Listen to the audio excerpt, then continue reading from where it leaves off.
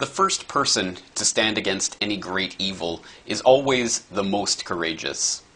To be the first one to call out any great injustice is to invite ridicule, scorn, even persecution. It's difficult to imagine today just how brave were the first slave owners to call for the abolition of slavery, the first men and women to advocate women's suffrage, the first activists to call for the end of apartheid. In the end, their cause is recognized as just, and these brave souls are lauded, often posthumously, as heroes.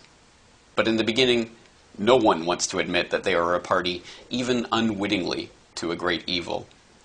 The wildest injustices can be legitimized simply because they are popular. Today, just such a popular injustice exists. It has been infused into our culture and taken up as a cause. It is fervently believed in and advocated with great passion and force, and to speak out against it is to risk persecution and scorn. But speak out against it we must.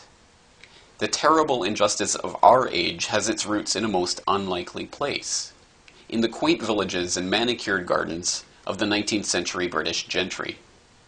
Amongst that set lived one Francis Galton, a gentleman scientist who had investigated everything from meteorology to statistics. Shortly after his cousin, Charles Darwin, published his Origin of Species, Galton became fascinated with the idea that the survival of the fittest did not just take place between species, but within them. This idea became a pseudoscience, a study of the presumed racial characteristics of this group or that group, with an aim to explaining why the various peoples of the world occupy the positions that they do. In order to confirm their preconceived notions of their own self-worth, Galton and his friends started a new field of inquiry called eugenics. Unsurprisingly, it concluded that the rich and powerful were rich and powerful because they were genetically superior, and it offered a simple solution for improving the lot of humanity. Make sure that the affluent upper classes breed as much as possible, preferably within their own families, in order to preserve their superior stock. And make sure the lower classes breed as little as possible. This junk science, pandering as it did to the most rabid, the most racist, the most elitist interests of the moneyed class, became universally accepted in the Western world within a generation. Soon, country after country had implemented laws to allow the government to sterilize those citizens it deemed to be unfit. The true horrors of this strain of thought came to light when the German eugenicists, based at the Rockefeller-funded Kaiser Wilhelm Institute, gave the Nazi regime an ideological excuse to take the idea to its logical conclusion. Many of the Germans who went along with the Holocaust did so because they genuinely believed the scientists who were telling them that the Jews and Gypsies, the communists and homosexuals, were genetically inferior and needed to be eliminated from the gene pool. After World War II, when the full magnitude of the slaughter that had taken place in the name of eugenics began to become apparent, the eugenicist pseudoscientists scrambled to find a way to re-legitimize their racist and classist drivel. They wrote openly in the journals of their once-esteemed eugenics societies that they would now have to continue their studies and practices in a more covert fashion. Eugenics had to become crypto-eugenics. This was accomplished in a number of ways. The British Eugenics Society, for one, merely changed its name to the Galton Institute.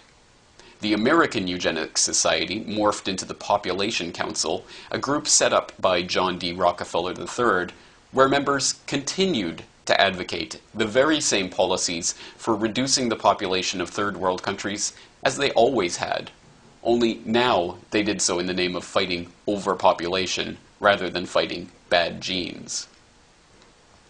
Julian Huxley, brother of the famous writer, helped organize UNESCO in 1945. In the founding document of UNESCO entitled UNESCO, Its Philosophy and Its Purpose, he argues that one of the key aims of the United Nations educational, scientific, and cultural organization would be the re-legitimization of eugenics so that the idea would once again become thinkable. He also went on to co-found the World Wildlife Fund with Nazi SS officer Prince Bernhard of the Netherlands. Within a generation, science was once again ready to tell us why the only way to save humanity was to stop people from breeding. This time, the public was whipped into a furor not about Jews and gypsies, but about carbon dioxide and environmental sustainability. The cover had changed, but the racist, eugenicist text remained the same. In the logic of the eugenicists, the meaning of human life is itself transformed. Instead of something valuable, something precious, something to be desired and nurtured, fought for and celebrated, humanity is reimagined as a cancer, something inherently evil, the mere existence of which is a burden on the world.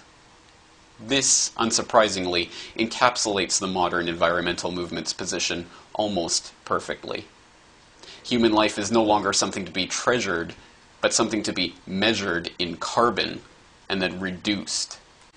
In the man-made global warming myth, humans are merely an obstacle to the proper functioning of nature. In the eugenicist fantasy, the Earth is saved when people die. In both ideologies, if they really are separate, the ultimate genocide becomes thinkable.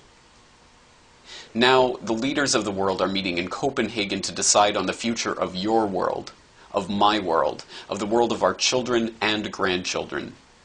They are proposing a reorganization of the world's economy. Punishing austerity is being urged in all corners. Groups of population control eugenicists are now arguing for carbon offsets to be used to stop the developing world from having children. The choir of madness is growing by the day, and everything seems set to reach an intolerable crescendo.